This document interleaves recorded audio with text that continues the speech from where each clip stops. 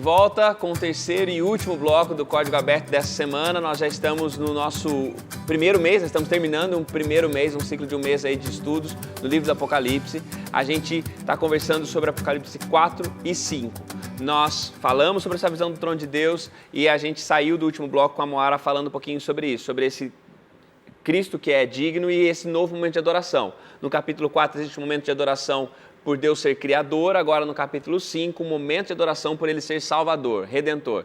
E aí o Max tinha algo a falar sobre isso. Sim, eu ia comentar que geralmente quem é digno de respeito, né, nós mesmos não compreendemos que quem é digno de respeito é aquele que é o maior, é aquele que ele mostra dominância, aquele que faz com que as pessoas se curvam, se intimidem diante dele.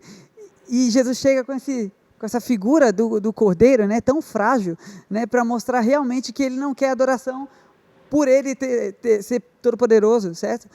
Mas justamente por amor. Eu acho assim, por ele ter servido, né? Exatamente. Entendeu? E também, quando a gente enxerga Deus como cordeiro, a gente também pode ver, às vezes, achar que a nossa igreja é muito cordeirinha. As coisas estão acontecendo, a mídia atacando de um jeito violento os princípios, e a gente acha, nossa, Deus é muito cordeirinho, a gente não faz nada, né? Mas um dia ele vai se levantar como leão. Mas antes dele se levantar como leão, ele precisa ser cordeiro. Muito bem. Antes da gente assistir o vídeo, que a gente assiste só para finalizar e fechar esse assunto dessa mudança de adoração, lembrando que João está em visão no dia do Senhor, e o dia do Senhor, como a gente falou, é o sábado. Eu acho muito interessante isso, porque o sábado traz nas suas duas referências no mandamento os dois motivos. Em Êxodo capítulo 20, Deus é adorado porque o sábado é de adoração porque Deus é criador. Deuteronômio capítulo 5, Deus deve ser adorado porque ele redimiu do Egito. E aí as duas ênfases de adoração, mais uma vez aparecendo. Deus deve ser adorado porque ele é criador, no capítulo 4. Agora no capítulo 5 ele é adorado porque ele é redentor. A gente vai assistir uma síntese dessa nossa conversa até aqui e com o pessoal do Ponto de Referência. Daqui a pouco a gente volta para finalizar nossas conversas desta semana.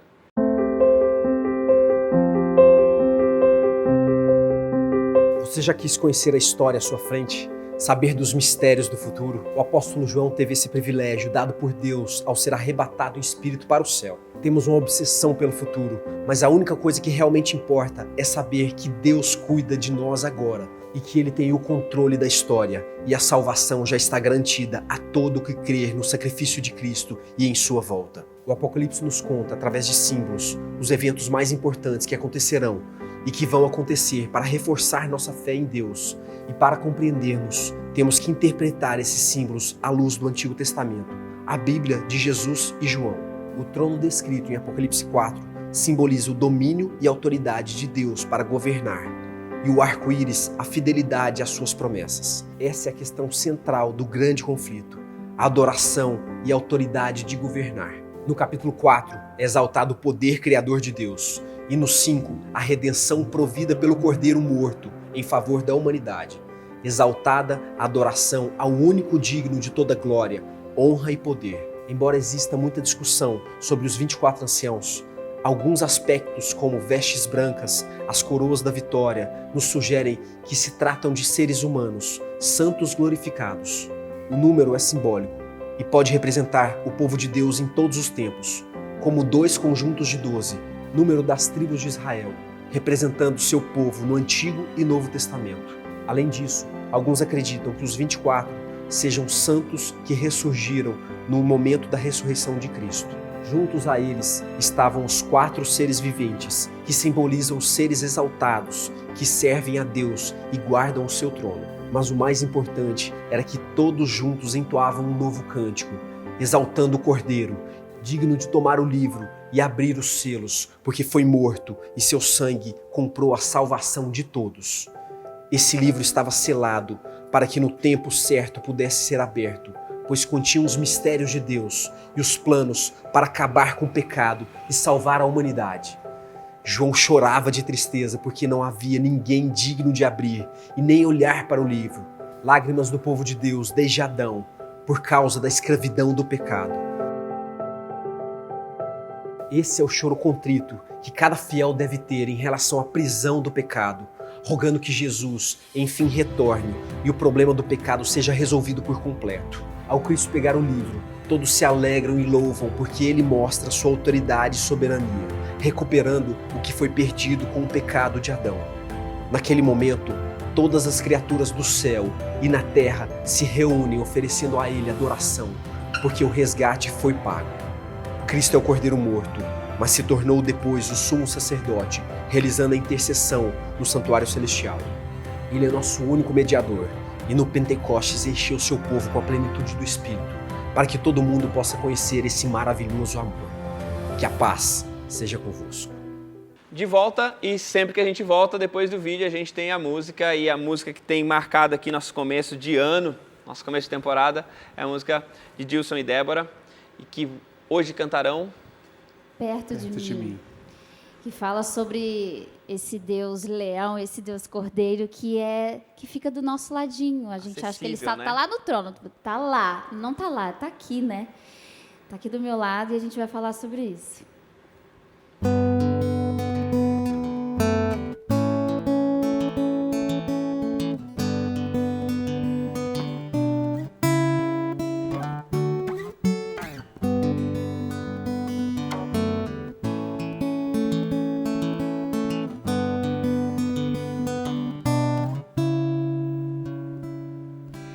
Posso imaginar Deus do meu lado, consigo imaginar um Deus que está perto,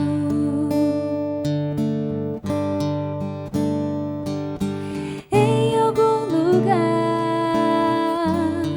Ele está me olhando, e pra me salvar, Ele tem me guardado.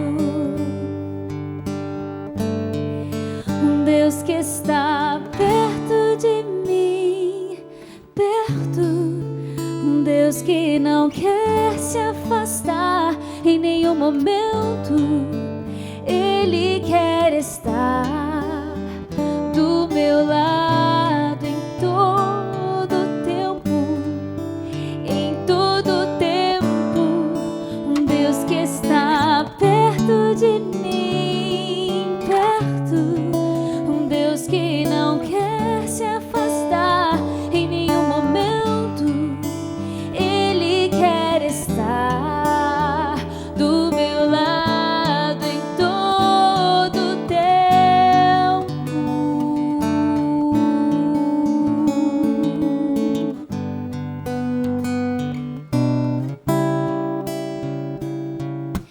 Em algum lugar, Ele está me olhando,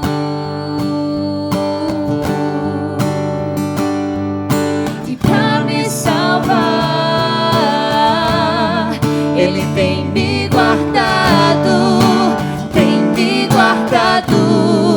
Um Deus que está perto de mim, perto. Um Deus que não quer se afastar em nenhum momento.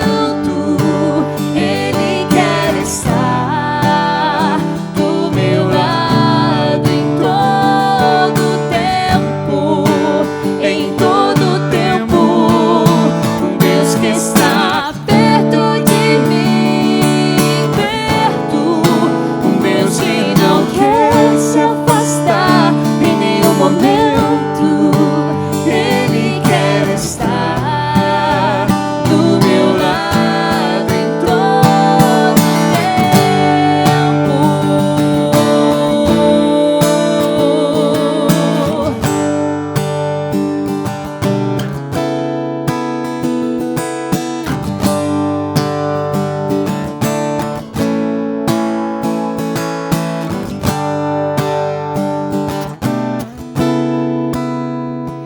E não importam aflições, e não importam provações, Tu estás comigo em cada momento. E não importam aflições, e não importam provações, Tu estás comigo em cada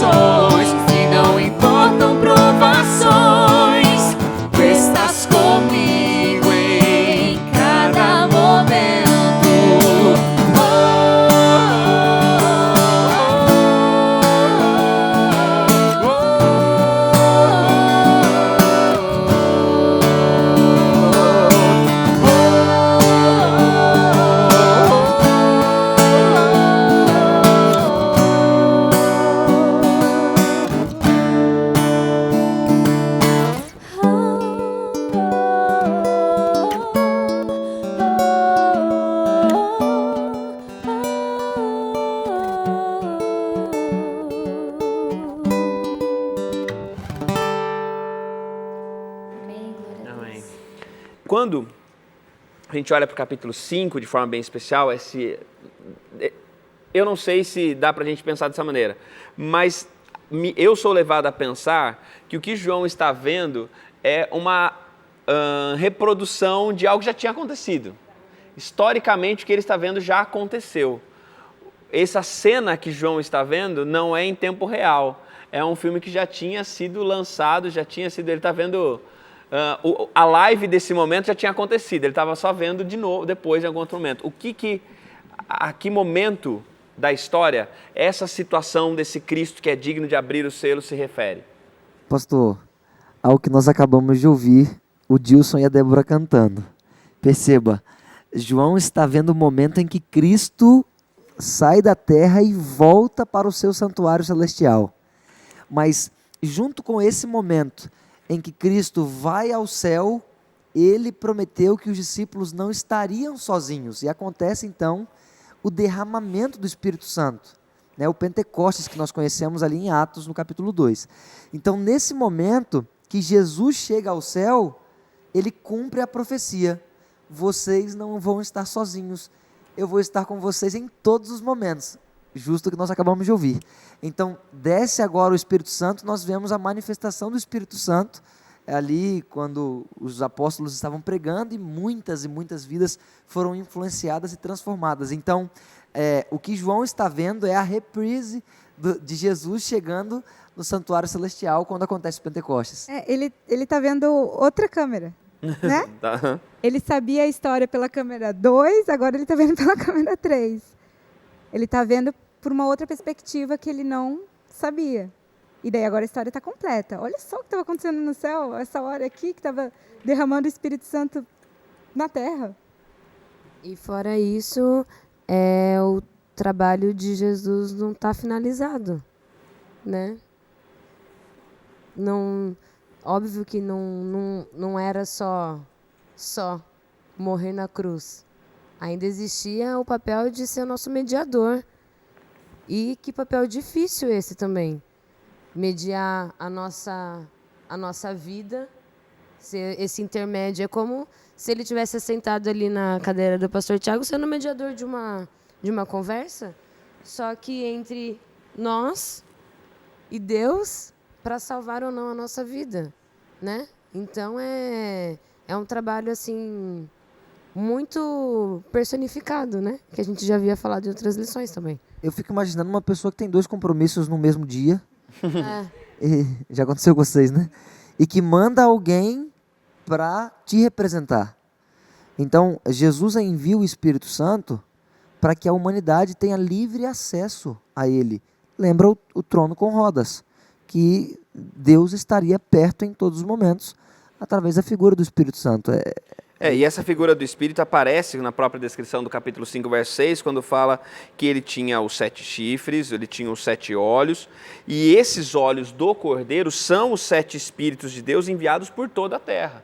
O trono está lá no céu, mas o Espírito, e a gente já viu essa figura dos 7 Espíritos como sendo a plenitude do Espírito, como sendo a presença do Espírito, eles são enviados por toda a terra. E essa coisa simultânea está acontecendo, né? E a ideia é presente, que o Espírito só é derramado porque o sacrifício do Cristo é aceito. Então ele pode pegar lá, ele pode contar a história do povo de Deus, ele pode continuar dizendo como é que vai ser a história do povo de Deus, por quê? Porque ele adquiriu esse direito na cruz e o Espírito vai continuar fazendo isso. E ele é enviado, ou seja, ele está em todos os lugares, ele é onipresente. Ele tem 7 chifres, que chifres a gente vai aprender que no Apocalipse que representa autoridade. Poder. Ou seja, sim. Ele é onipotente, certo? Ele tem 7 olhos, o alcance dele é perfeito. Total. Então, a gente tem onipresença, onisciência e A onipotência. onipotência. E é interessante falar do negócio da autoridade, porque Jesus falou, olha, toda a autoridade me foi dada em cima no céu e embaixo na terra. Toda a autoridade me foi dada. E aí vem uma coisa muito importante, né? Que é, se ele tem toda a autoridade, então qualquer coisa que pareça autoridade é falsa, né? Qualquer um que pretenda ter poder tem um poder falso, né? Pastor, eu quero lembrar em que contexto que Jesus falou isso aí, né? Foi dada toda a autoridade. Aí ele deu uma ordem, né? Que a gente testemunhe dele, do seu amor, daquilo que ele fez. Então, quando Jesus proclama a sua autoridade, ele conclama a sua igreja. Ele proclama a autoridade e conclama que nós sejamos as suas testemunhas. Então, eu acho isso relevante para a gente lembrar. Eu sei que está um pouco aqui fora do que a lição está dizendo, Não, mas com certeza a autoridade que Jesus vindicou foi nesse momento, né, de mandar que a gente faça a obra dele aqui. Do envio, né? Eu estava me lembrando também de que é verdade que muitas vezes quando a gente olha o nosso dia a dia, você estava falando sobre adoração, e a gente deposita muitas vezes em artistas, no namorado, certo? Em programas, em títulos, a gente coloca eles no trono, certo? E eles não são dignos disso. Quando a mídia muitas vezes coloca como notícia, você abre na internet umas notícias tão insignificantes de artistas que coçaram a cabeça, que vestiram a roupa diferente, certo? Então, eles não são dignos disso. A Bíblia está aqui para mostrar quem realmente merece ser stalkeado, quem realmente merece ser observado, imitado, admirado, certo? Esse é o Cordeiro. E levando em consideração que quem é o príncipe da terra? Né? Fala que Satanás é o príncipe desse século, sim? Da terra. E quando o príncipe tem trono, né? Mas neste momento aqui, ele não tem vez. Ele nem aparece. Ele não aparece, ele não é descrito, ele não está ali. Então, esse contraponto de que quem é o real príncipe, quem tem a real autoridade, é Jesus, entendeu? Então, ele não tem vez. Só está na ferida do Cordeiro, né? Certeza. Uma coisa que eu queria destacar, que eu acho que a gente já deve estar acabando o Sim. tempo, é Mas que pode falar. Satanás, ele nos acusa dia e noite. Só que essa adoração também é feita dia e noite, sem parar, sem cessar. E essa adoração sem cessar abaixa o volume da acusação de Satanás. Uhum. Então, se a gente traz isso para a nossa vida diária, o que faz a gente se afastar da acusação, da tentação, de desviar do caminho? É estar adorando a Deus dia e noite. Continuamente, né? Continuamente. Isso é muito bonito. Eu gosto muito do verso 4, quando tem esse momento, essa mudança de um João que chorava, ninguém é digno de abrir o livro, e aí então o Cordeiro aparece. E eu acho muito bonito isso. Porque todos nós temos nossas histórias, e agora pensando não tanto no Apocalipse, mas pensando em mim, indivíduo, e na gente que está aqui, todos nós temos nossas histórias, e todos nós temos capítulos das nossas histórias que não são muito bons. Ou em alguns momentos a gente chega num momento da vida, às vezes, em que a gente não sabe mais como é que vai ser a nossa história. E pior do que ter um final triste, é não fazer ideia de como você vai chegar no final da história. E eu imagino essa agonia que traz no coração de João também vem para o meu, vem para o seu coração também, de não saber como é que a nossa história vai continuar. O que Deus deu para João é a certeza que eu posso ter e que você pode ter também. Nós temos um Cristo digno de contar todas as histórias. Ele tem o poder de dar final para as histórias, ele tem o poder de dar um final feliz para as histórias, melhor do que isso, ele tem o poder de dar um feliz sem final, uma história feliz sem término. Que você também está com o coração apertado, chorando ou triste, lembre-se disso. Existe um Cordeiro, o leão da tribo de Judá, a raiz de Davi, ele é digno de contar todas as histórias, e que ele siga contando a história da igreja, e que ele siga contando a sua história também. Que Deus te abençoe, que Deus te ajude, que Deus seque as lágrimas, e que a gente se veja novamente na semana que vem aqui no Código Aberto.